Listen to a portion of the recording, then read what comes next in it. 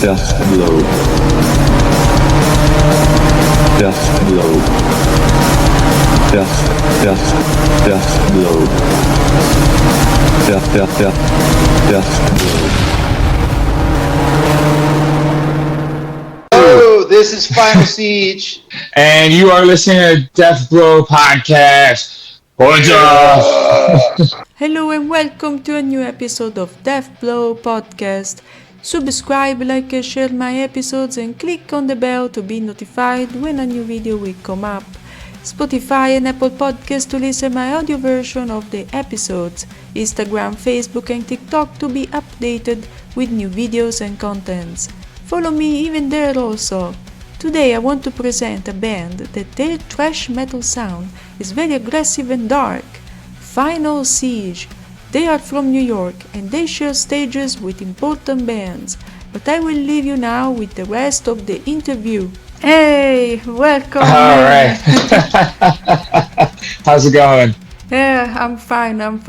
That's so good. I am Darkel, I present myself. I am the admin of Death Blow Podcast. Thank you to be here tonight. It's night Thank here. you for having me. So, we are today with the Gil vibes. How is it going, man? Not bad. It's been good. We played a show yesterday at Lucky 13 with our good friends in Cranial Damage and Tombstoner. So it was a long night into another long day for me because I had to go to work early in the morning and it was just absolutely insane. So I finally got home and I'm like, okay, everything is good. Yeah, that's good. So you are the guitarist and the vocalist of Final Siege. So how did you start the band and tell me a bit of this band's background? So started the band in 2018 with a couple of my friends randomly at a bar. I was in a previous band before that, a black metal band. And I decided that I wanted to do something a little more thrashy, a little more death metal inspired. So I went and formed Final Siege with them. We ended up finding our bassist later on in about, I think, August of September of that year. Wrote a bunch of songs, which ended up being our first album. And we started playing shows in 2019. So, we pretty much took off from there. Had a lot of good friends in the metal scene that helped us out, book shows and things like that. And from there, unfortunately 2020 was a huge issue, but 21 we came back, wrote another album.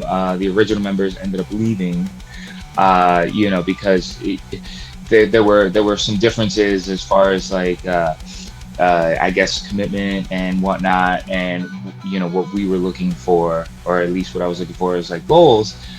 So they took a step back, and I ended up finding two new members, which ended up being our new guitarist Rob and our new drummer Amir. So you guys come from New York. It's a very big city. How can you grow in a very competitive city like New York? So personally, I think the thing we try to do is just be as authentic as possible. We try to be as authentic and genuine with our music, and we try not to put ourselves above, anyone in the scene, if that makes sense. Like, we're all in the same boat, whether, we've been doing this for the last couple of years, or if, there's some newcomers, we treat everybody with respect. And I think that's how we try to, conduct ourselves and conduct our business, is to make sure that, as much as we're growing, we help them grow as well. And, if we can uplift the scene and help uplift the scene, then that's what we'll do. Yeah, right now there is somebody else that... Yeah, that's my bassist George. Sorry about that. Hello, George. He is the bassist of the band. Yep. Yes. Welcome. Yes, I am. Welcome very much, George. I am Darkel and I am the admin of Death Blow Podcast. So welcome. Thank you for having us. Yeah, so Jill was making a background history about the band, and keep going, Jill, with what you were telling. Yeah, sorry about that. Yeah, so basically, the way we grow is just, like I said, just getting those genuine connections with other bands, making sure that we're not doing anything that would be deemed unprofessional, or just anything that is a little too I guess cocky in a way. You know what I mean? Like we're a very humble band. Whenever we hear anybody give us compliments, whenever we hear anything as far as what a great live performance, etc., so on and so forth. Like I take that full to heart, and all I try to do is just make sure that we keep growing and we stay humble and make sure that we keep improving and we don't hit a plateau. And I think with that, we try to make the music as authentic as possible and try to make it as unique as possible, all while uplifting the scene and uplifting ourselves as well. Yeah.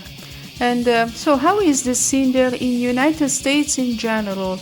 Do you see differences with the European one? So the thing I feel like with New York, there is definitely a camaraderie here.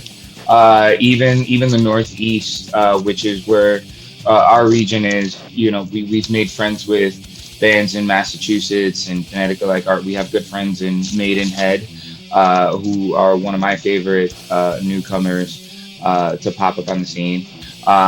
We also have Eyes of Atea, who we're going to be playing with in January. They're more of like a hardcore Connecticut band who are fantastic as well. So there's some heavy hitters even within the region, and in the city in itself. There's a whole number of bands. You've got a band like Sick Bay, you've got Tombstone, Solemn Vision, Gamma Ghouls, Viserion. The list can go on and on and on and on. And we've shared stages with many of these bands. I know George can attest that, when we've played with these types of bands, they help us elevate our, performance, because they're bringing it. So it's like, okay, now we have to bring it, and we want to make sure everybody has a great experience. Yeah, it's like a friendly competition. When you see your friends go up and they perform well, you're like, oh, I got to really bring it, because we don't want to dip the energy. We want to just keep the thing going. Yeah. Now the only thing that I can say is that I haven't. For me, the European scene that I'm aware of, is more of the big thrash bands or the big bands that I'm aware of. I would assume that it is the same in Europe. I hope one day we're able to get out there and experience that, because that's one thing that is on our list. That's our list of goals, is to be an international band, be a band that isn't just playing America. Like, we want to play South America, we want to play Europe, we want to play Asia, we pretty much want to play everything. Yeah, I really wish you for both you guys to play even here in Europe one day. Love to. Thank you. Yeah, because the sound that I've listened into this record, thanks to Wormhole Death, I really, really enjoyed it. So many congratulations. I just wanted to tell you guys, really, because I think that it's really, really important. Thank you so much. I really appreciate that. Yeah, Wormhole Death. Thank you. We appreciate it. The Wormhole Death is definitely gonna, help us achieve our goals. I feel Carlo, Natty, all of them are, fantastic. And given what we've communicated with them with what we want to do, I feel like they can definitely help us get there. I feel like sooner or later we'll definitely be out in Europe. I'm not sure exactly when. I'm hoping next year at some point, maybe the summer, maybe, do a little tour out there and see how it goes. And right now we're in the middle of writing music. We're still continuously writing for the next album. So, this was just a little taste of what this lineup can do with this past album. Yeah, and about this record, I can perceive these thrash metal influences like Sodom and Creator, but even hardcore punk. Definitely. Tell me more about this. Yeah. So I wrote most of these songs during the pandemic in 2020, since we weren't able to play a lot of shows, clearly. But I wrote these songs, and you pretty much hit it on the nose. For me, my biggest influences are Slayer, Creator, Gojira, even some Death, which is pretty much what influenced the title song "Nuclear Doomsday," especially that beginning. That kind of I wanted that kind of sound and rhythm. So for me, that was my influences. I know, George, you had your pretty much own as well, right? Yeah, I mean, I've been into metal for a long, long time. I've gone through like a lot of different waves, but like I guess my heart lies in like more death metal and grindcore stuff like that, fast aggressive. So like the faster, more aggressive songs like Tax of Death and Nuclear Doomsday, and that's like more my bag. And But I like progressive. yeah. I like I go all over the place, but that's like where my heart is mostly, I would say. Yeah. And what can you tell me about the lyrics of this record? So I try to keep it reality based, but also sort of kind of giving a premonition into what is going to happen or what can happen, in the state of the world. Like, for instance, with the song War, WAR, it's more of like trying to unify all of the people of the world that are marginalized, that are put down by their own ruling classes, no matter where they live. Because if you're stuck in poverty, it's for a reason. It's not like you were just there because you're there. It's something's holding us back. Something isn't letting us grow. And, certain governments, certain ruling classes will give a type of brainwashing that will pit, people that are well off versus people that are, impoverished, that have that don't have the same advantages, that don't have the same outlets as certain people do.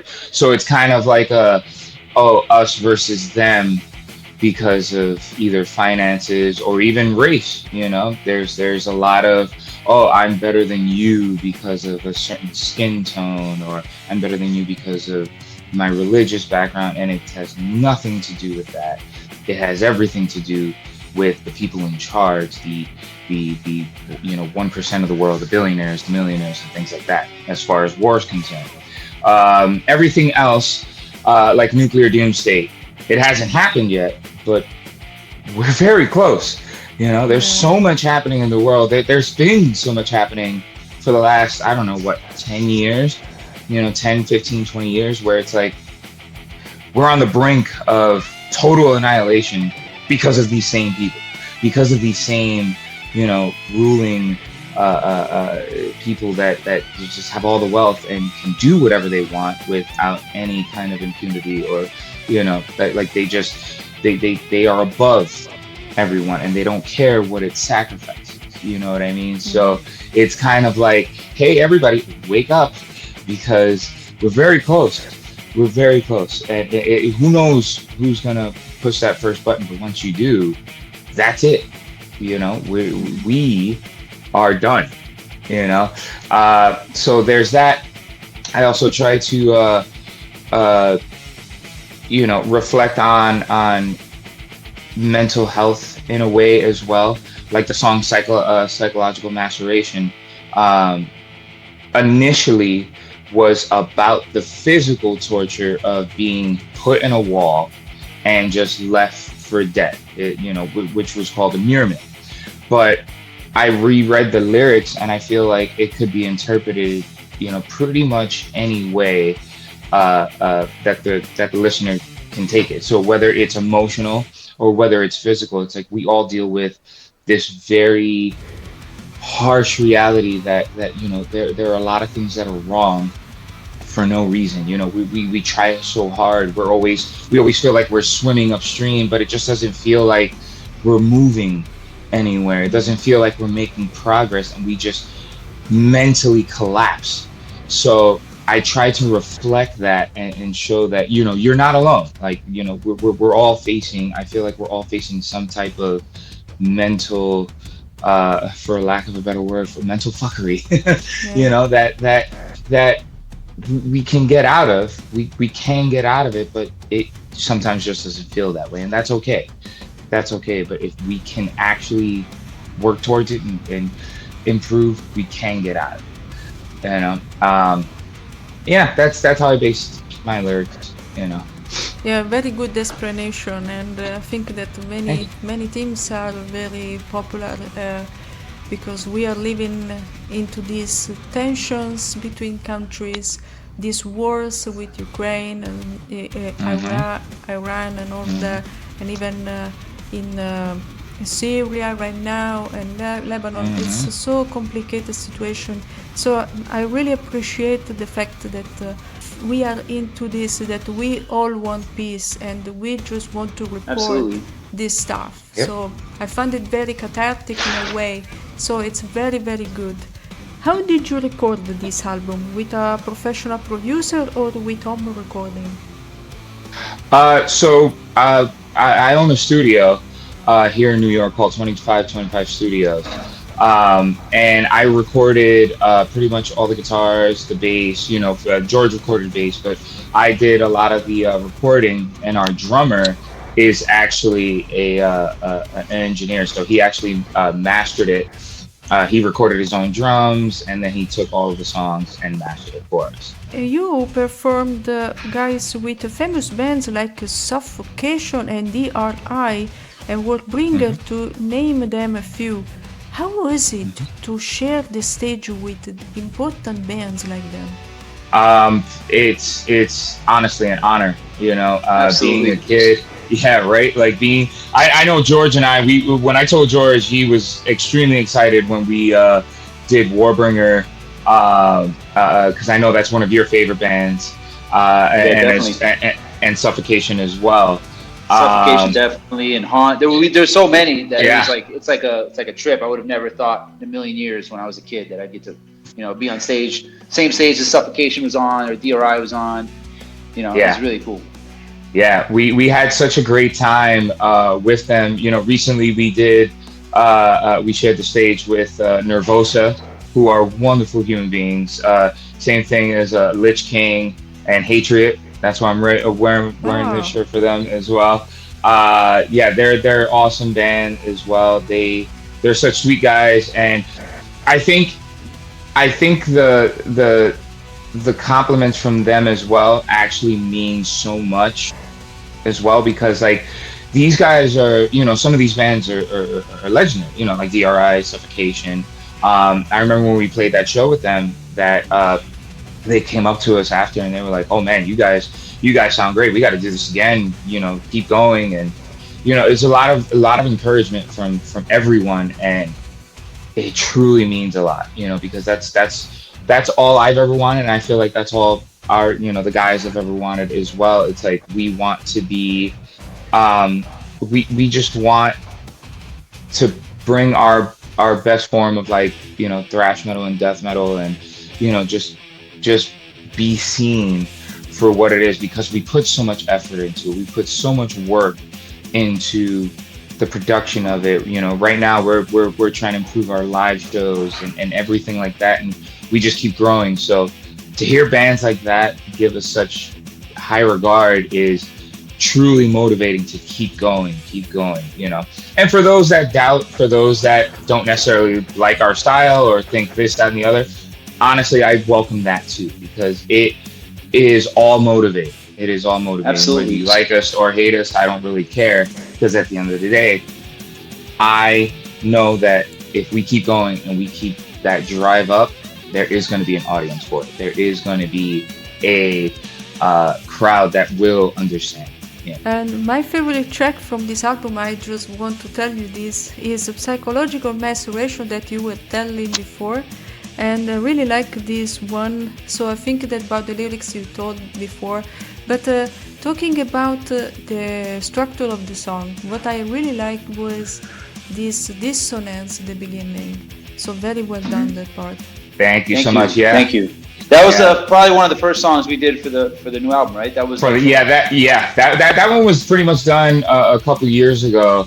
And that one is heavily influenced by Gojira. I mean, I don't know if you could tell, but that's at least where I drew my inspiration from. If other people hear other bands or whatnot, that's even better. But personally, I felt like that was my like Gojira influence, you know, because I love that band so much. Like we even did a cover. We did Backbone the last 2 shows, and it was just a lot of fun to play that. Very strenuous. I don't know how they do it every day for months and months and months on end. They're superhuman. I mean, they must be Gojira itself. They must be Kazuha. Right. You know. Will you play live soon? Do you have a schedule for concerts? Yeah, we've got some stuff lined up. Yep. Yeah, we got January 25th in Connecticut with Eyes of Atea. We're about to announce February 17th, which is going to be in Staten Island. And we pretty much have March as well in Brooklyn, March 7th. And April 12th in Long Island. Yeah, we've got a few shows. June 4th with Electrocutioner. I do apologize to my boys in Electrocutioner. They are also an amazing thrash metal band. One of the pure thrash metal bands that are out here as well. If you get a chance to hear them. And congrats to them. They just got signed to a Canadian label as well. So they're fantastic as well. Too. Right. It's like I said, there's so many bands. It's so hard to name every single band here. But it's like I feel like I hope they know that, you know, I have all love for them. But yeah, we have a bunch of shows coming up in 2025, and then I think we're gonna have something planned out through Wormhole Death as well. We're in communication with that. So like I said, hopefully next year we'll be out in Europe.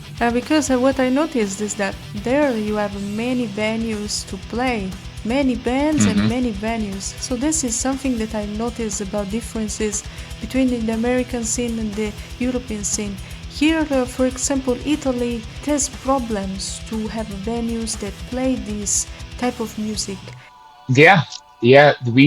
There are a huge number of venues here, but that also can be a problem because like a city like New York, there's so many options, which means that like you said before, we have to stick out. There has to be something that's going to draw the crowd, because, you know, we could book a show 2 months from now, 3 months from now, and then Cannibal Corpse is showing up.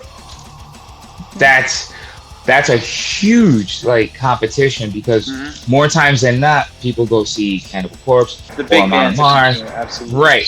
Right. So that's why it can be a curse and a blessing at the same time, because we have so many options, you know, especially within the city. But the biggest problem is competing against those bigger bands. And now, I don't know if you've heard or whatnot, but a lot of New York venues are starting to close as well. A lot have already closed, and some are closing. Not sure if they're going to reopen, not sure if they're going to, you know, just do something else. Like, unfortunately, we lost St. Vitus. I know they are trying to reopen somewhere else, if I'm not mistaken. Our Wicked Lady is very, very close to closing, which is sad, because it is a really good venue. It's a rooftop venue. So, you know, it's covered. It's even better. Like, you get to see the outside. You know, we played when it was raining one time, and all we just heard is just the rain as it was happening, and it was wild. It almost felt like Slayer's "Raining Blood." Yeah. Played. I was like, this is amazing, you know. But you know, it was it's such a good venue, and I think since the pandemic, since 2020, a lot of venues have had to sacrifice either profit or just close, and I think that's the toughest part here. And I feel like we need to help that. We need to bring back the venues that have closed, because it's so hard for a metal band to get a really good venue to play out of. Like, we have the Brooklyn Monarch, we have the Meadows, the Wood Shop. You know, they're all under one umbrella, which is great. You know, so that means you're getting the same management, the same personnel, and you know what you're dealing with. Then you have, Gold Sounds, Lucky 13s. Hopefully now Baker Falls, which used to be the Knitting Factory, they just reopened. There's just so much happening. And I think we're blessed to have so many venues, but I'm really concerned that we're going to start shrinking. And that's gonna be a problem. And then as metal bands, we're gonna have to figure out DIY shows, like maybe street shows or outside or whatnot. And it's gonna be even tougher. But I feel your pain. I mean, hip hop, R&B, pop, it's just gonna dominate. It's what's dominating now. Metal, I don't know what it's gonna take for it to get there again. I'm not sure. It is popular. Obviously, it is popular on the underground. I just feel like we need to get it to the younger crowds. I feel like social media took over, trends and things like that took over. That kind of angsty kind of music. Because if you see like TikTok, Instagram, so on and so forth, it's a lot of like dancing and pop songs and whatever and so on and so forth. They're totally fine. That's totally fine. But I feel like if we can attract the younger crowd, if we can attract the younger generation, I think we can get back to that point where metal can dominate, and there'll be more venues and there'll be places like that. And part of that is just having them being able to hear it, having access to it. Like, there's a lot of bands that are not really metal, but it's debatable, like the Motionless in Whites and the Five Finger Death Punches and the Spirit Boxes, and like there's a whole slew of bands that have a huge following. I think the difference now from the 80s is like the 80s, like at the beginning of the 80s, you had really great bands and like bands that, you would say like, oh, that was pop, like Def Leppard. Like those first 3 albums are great hard rock, new wave of British heavy metal albums. And then over time, bigger producers and, more polished albums, and then they become unrecognizable. So it's a blessing and a curse that, metal, like the underground metal, extreme metal has kind of stayed the course. And I think we need to get a level of where like people can hear it and decide for themselves, but not to the point where like, bands are selling out and just, abandoning it all together and just doing other stuff. Like there's a difference also between a band doing like, Opeth doing progressive rock, or like, I don't know if you heard the New Tribulation album, basically like new wave. It's not even really metal, but they're not doing butt rock. They're not doing, they didn't go, I hate to throw Metallica under the bus, but like, I remember buying the Black Album back when it came out, and I loved Enter Sandman, but the rest of it was like, oh, it's like mid-tempo stadium rock, and it became like, kind of like just more mainstream. So I feel like we should steer away from that and just, if bands are gonna be adventurous and explore, they should, but not for the sake of just being more popular, for the sake of being artists and being creative and wanting to do different things. And do you have a merchandise site where people could order your album or the stuff, and where they could find them? Yeah, that's going to be finalseeds.net. That's our website. We do have a shop there on the top of the tab. Right now we have a few shirts, hoodies that are made to like print on demand. The physical album is going to be re-released with Wormhole Death, so we're going to be getting new CDs from them. And then the digital stuff is going to be December 27th. But right now we have a bunch of stuff online, like hoodies, sweaters, and hats, and so on and so forth. What can you guys expect from this 2025? Like I said, I just want to tour. I want to tour. I really want this project to take off. I feel like we can do a lot of positive things with everything that's going to be happening in 2025, like all the touring and everything like that. So that's definitely what I would want to do for sure. Yeah. And George.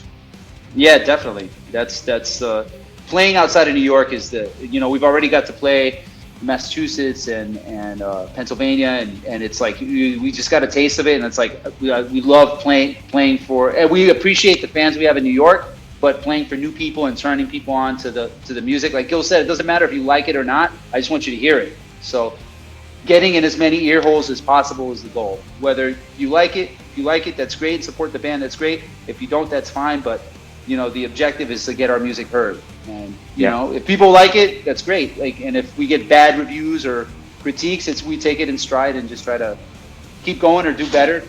Sometimes critiques go against what you're trying to do anyway. So you got to know what to take as constructive and what to take as like, oh, that person just doesn't really like what we're doing.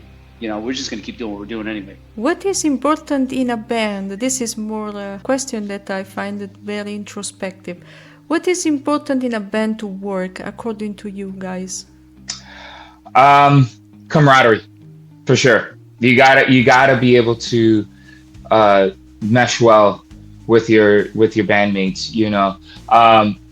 It's not like we don't have to be best friends, but man, we're definitely family. You know what I mean? If that makes sense. Like we may not see each other all the time, we may not hang out all the time, but like once we get together, that's it. It's like the chemistry's there.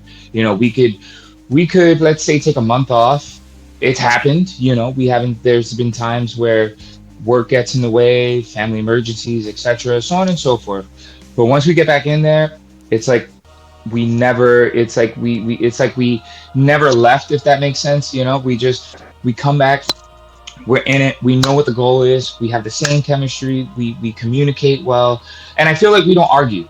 At least from my perspective, we don't argue. We always tend to talk things out. If there's a certain issue or anything like that, we hear each other out and then come up with a resolution after that. Like let's say if George tells me, hey, I think you should try this with your vocal, or try this with this guitar part, or do this differently. I'll take it into consideration. If it works, I'll do it. If I feel like if it doesn't, we'll go from there and pretty much have a certain type of resolution of what's going to happen and what is best for the band. And I think that's what we all have, is that shared goal of what is best for the band, like that shared thought process, rather. Like we're not going to do anything to harm the band. We're not going to do anything to misrepresent ourselves or us as an entity. You know what I mean? Mm-hmm. And I feel like we're all on the same page in that respect. And I will let George say his part too. Just to add to that, I think there has to be the same. Definitely, you have to have the same goals, or be cognizant. Like, oh, this is where like the band is going, and the band is bigger than the individuals. So like sometimes, like you said, you have bandmates and their friends and their family, and they either there's a clash in creativity, or there's not the same level of commitment as far as commitment to your craft as a musician, or commitment to the band itself. You putting all these other things first. Life does happen, and we all have responsibilities, but like at the end of the day, you have to try to find a way to make the band important too. Mm-hmm. So if you don't have that level of commitment, it makes it hard. And like you said, if you can't get along, that also makes it hard. You want it kind of to be easy, but at the same time, not be afraid to voice your opinion when the time comes that it's like, hey, I got a problem with this, or I got a problem with the way you did this, or whatever. Like you should be able, if you're like family, you should be able to just take it and be like and deal with it from there. What about the album cover of this record? Oh yeah, so our good friend Alex Haber, who also runs Heavy New York, he did the album artwork for that. We asked him to do something that is very representative of the music. So he actually got the first taste of the album before anybody else, and I think he pretty much just loved it, and he said, okay, I have an idea and here's what it is. And I was like, okay. And he showed us, and I was like, wow, this looks very Sepultura-ish. This gives me like a Rise kind of vibes, or something even early on, like the early like Rain and Blood kind of like artwork, where it's a little distorted. You could make your own kind of like interpretation of what this album could be, you know, and I feel like that was very important, and he nailed it. He absolutely nailed it. And he's also a tattoo artist here in New York as well. Wow. He's been tattooing now for the last year and a half. But he's at a place called Manhattan Tattoos, and he does incredible work. He actually did this one on me as well. Yeah, this is his usual kind of style. I don't know if you could tell, but he does a very like oil painting kind of like thing, and then he also did like more tribal work there. So if anybody needs like album work or tattoos, if anybody's ever in New York, definitely hit up Alexander Haber. He is one of my closest friends. Really good guy, really great guy. That's awesome. Something to add to finish this interview, guys? Something that I forgot to ask. Personally, you know, for me, it's this is definitely something I've always wanted to do, and a personal dream of mine, and I'm just grateful every day that I have the guys that I have the support that I have, friends, family, like, you know, I have so many people to thank for where we are now, considering you know, what we've went through as a band. So I'm just eternally grateful for everyone, and I can't wait for everybody to see what we have in store for 2025, because the next album that we produce, I feel like it's just going to be even better, especially with all this, you know, the new lineup. I feel like we're gonna kill it. Yeah, we'll have a whole. It'll be our second album. You know, like we had different band members before. We've been around since 2018, so this is really only our is it our second year or first year together? Second year together. So after we recorded, we played all these shows. So I'm really excited to get back in the studio and record, you know, the stuff that we've been working on with all, you know, now me and Amir, the drummer, have really locked in. Like, we're really tight. So I feel like the next album is going to be objectively even better. Thank you guys so much. Really, thank you for taking the time to check us out and listen to our music. Yeah, thank you so much for the kind words and the compliments. We truly appreciate you, and we'll definitely be supporting as well. Thank you so much. Bye. Thank you, Dark. All right, thank you. And that's all for this episode of Death Blow Podcast. Subscribe, like and share my episodes, and click on the bell to be notified when a new video will come up. Spotify and Apple Podcasts to listen my audio version of the episodes. Instagram, Facebook and TikTok to be updated with new videos and contents. See you soon, guys!